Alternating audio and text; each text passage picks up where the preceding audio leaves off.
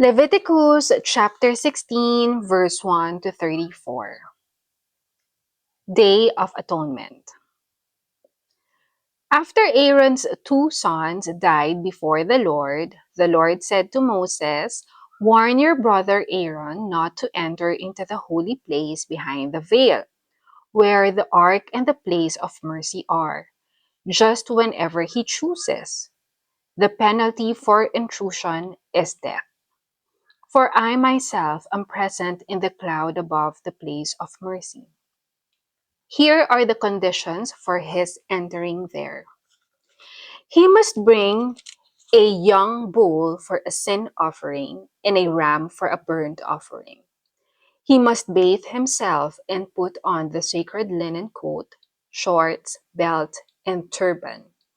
The people of Israel shall then bring him two male goats for their sin offering and a ram for their burnt offering.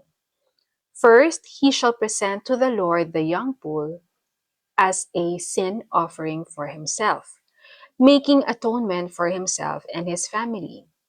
Then he shall bring the two goats before the Lord at the entrance of the tabernacle and cast lots to determine which is the Lord's and which is to be sent away.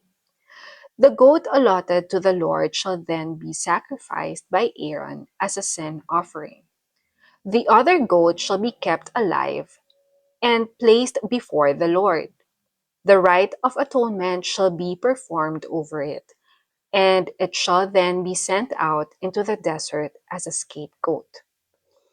After Aaron has sacrificed the young bull as a sin offering for himself and his family, he shall take a censer full of live coals from the altar of the Lord, and fill his hands with sweet incense beaten into fine powder, and bring it inside the veil.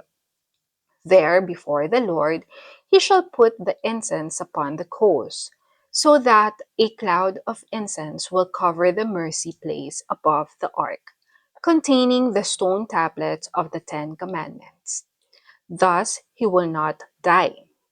And he shall bring some of the blood of the young bull, and sprinkle it with his finger upon the east side of the mercy place, and then 7 times in front of it.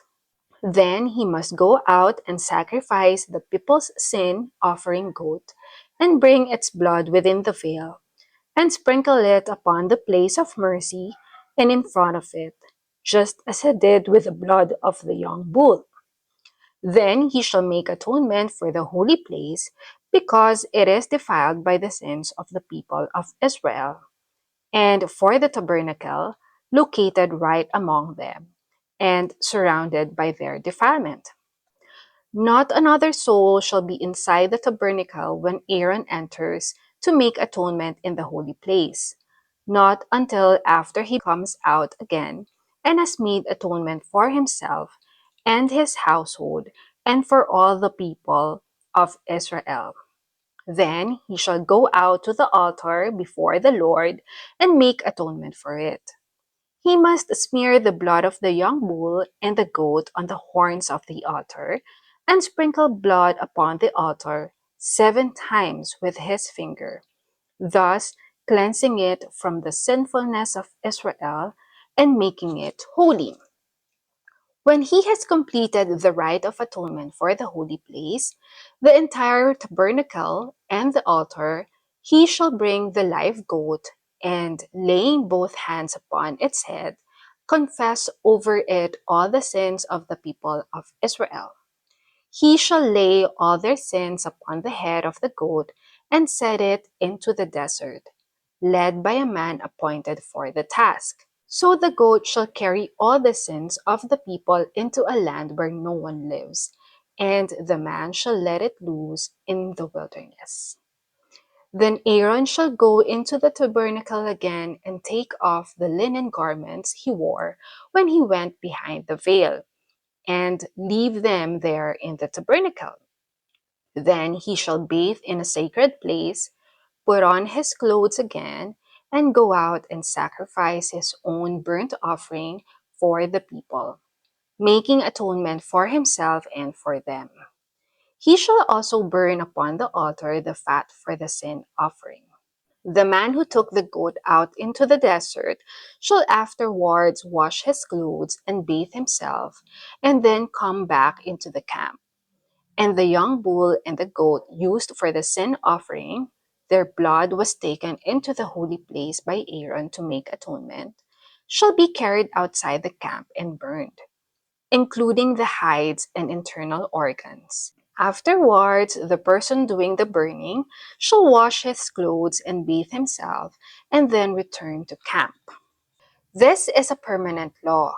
You must do no work on the 25th day of September, but must spend the day in self examination and humility.